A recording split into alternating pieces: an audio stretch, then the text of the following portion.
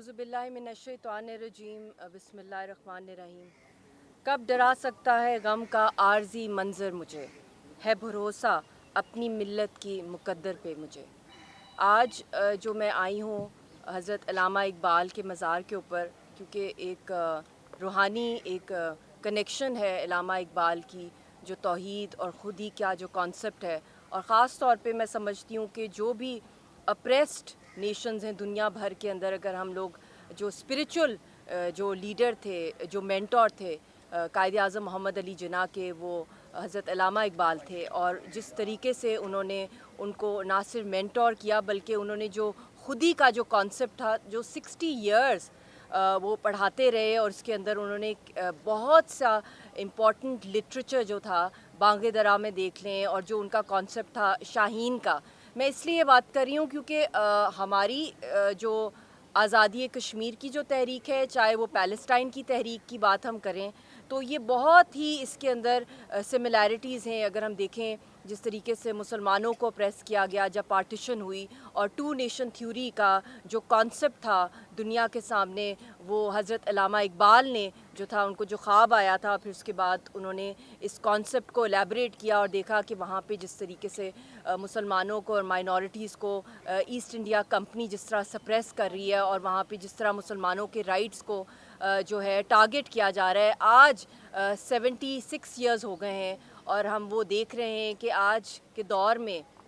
मोदी की हुकूमत है, आरएसएस की हुकूमत है, जिस तरीके से वहाँ माइनॉरिटीज़ को टारगेट किया जा रहा है, चाहे वो सिखों की सूरत में हो, चाहे दलितों की हो, चाहे क्रिश्चियंस की फोर्स्ड कन्वर्जन्स हो, चाहे इबादत गाहों को टारगेट किया जाए, और कश्मीरियों की जो स्ट्रगल है, क्योंकि अल्लामा इकबाल जो थे वो ख़ुद भी एक कश्मीरी थे, और जो पैलेस्टाइन और कश्मीर के ऊपर जो उनका मौक़िफ़ था वो सबके सामने है। और आज जो इस वक्त गाज़ा के अंदर जो कुछ हो रहा है, दिल खून के आंसू रो रहा है। और आज जब मैं यहाँ पर आई, और भी ज़्यादा मेरा दिल जो था फट रहा था उस गम से, क्योंकि हम खुद जो है इस वक्त जो तहरीक आज़ादी जो पाकिस्तान मूवमेंट चल रही थी, उससे भी बदतर हालात जो हैं जो हमारी तहरीक कश्मीर की चल रही है। यासीन साहब इस वक्त तिहाड़ की डेथ सेल में हैं। उनकी जो जो जो उनके साथ फांसी का जो एक प्लान बनाया जा रहा है आरएसएस की तरफ से। और यहाँ पे गाज़ा में अगर हम लोग देख लें, जिस तरीके से नेतन्याहू की ओपन थ्रेट्स आ रही हैं कि हम रबल्स में तब्दील कर देंगे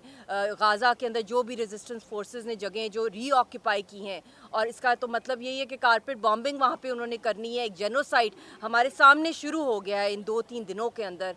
गाज़ा के अंदर पैलेस्टीनियंस के ऊपर। कश्मीरियों पे 5 अगस्त के बाद 2019 के बाद एक बहुत तेज़ी आई वहाँ पे डेमोग्राफीज़ को चेंज करने की, जनीवा कन्वेंशंस की वायलेशन करने की, और ब्लेटेंट वायलेशन की गई इंटरनेशनल लॉज, यूनिवर्सल ज्यूरिस्डिक्शंस की। तो ये इस सदी के अंदर जो हो रहा है, और जो दुख, जो दर्द, क्योंकि हम इस तहरीक को लीड भी कर रहे हैं, और उसके साथ साथ जो मैंने ये मनसब भी संभाला है,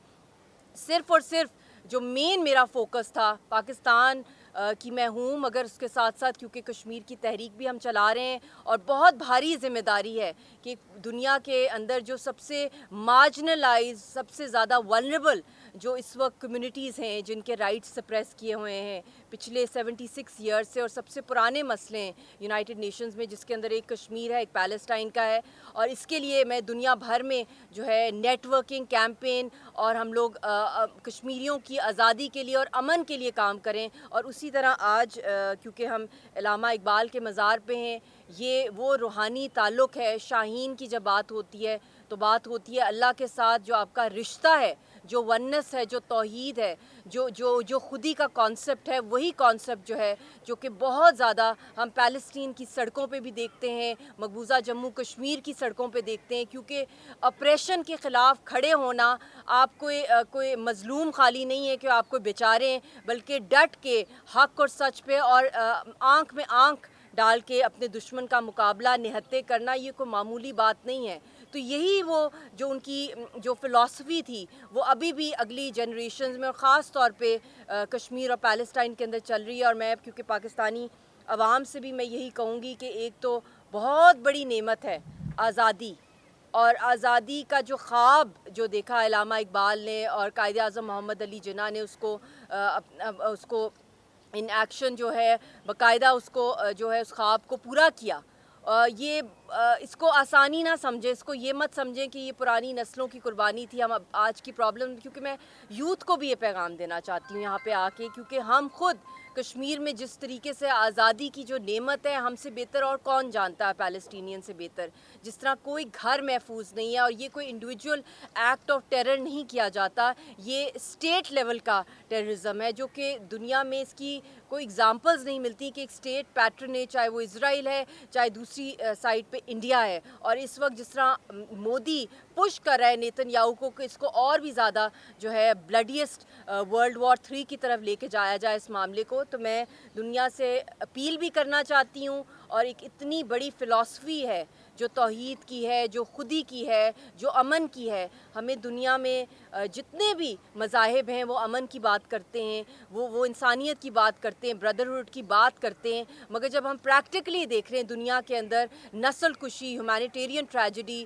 جینوسائڈ کیا جا رہا ہے ہماری آنکھوں کے سامنے اور ہم کچھ کر نہیں رہے، اور اگر ہم یہ سمجھ رہے ہیں کہ اسٹیٹ آف اسرائیل کے اوپر اٹیک کیا گیا اور اگر ویسٹرن میڈیا اس کو اس طریقے سے ریکگنائز کرنے لگ گیا ہے تو یہ تو بہت بڑا شوق ہے۔ خود یونائٹڈ نیشنز نے کہا ہے وہاں پہ جینوسائڈ ہو رہی ہے، 1,50,000 جو ہے پیلسٹینینز کو وہاں پہ شہید ٹارگٹ کیا گیا ہے، مرڈر کیا گیا ہے، پھر اس کے ساتھ ساتھ جو انہی کی زمین تھی پیلسٹینینز کی، جس کو آہستہ آہستہ کر کے جوئش سیٹلمنٹس وہاں پہ ویسٹ بینک پہ کرائی گئیں اور وہاں پہ غازہ اسٹرپ کو ویسٹ بینک میں تبدیل کیا گیا، تو یہ تو خود ہی نیگیشن ہے، کیونکہ وہ تو ان کا رائٹ ہے اپنی زمین کو وہ ڈیفینڈ کریں، چاہے وہ انہوں نے شروع پتھروں سے کیا تھا، اب ان کی ریزسٹنس موومنٹ اتنی ایڈوانسڈ ہو گئی ہے کہ جو سرویلنس جو ہے اسرائیل کی دنیا میں مشہور ہے، ان کے کیمراز، ان کا چیک، ان کی ٹیکنالوجی، مگر اس کو بھی اس سے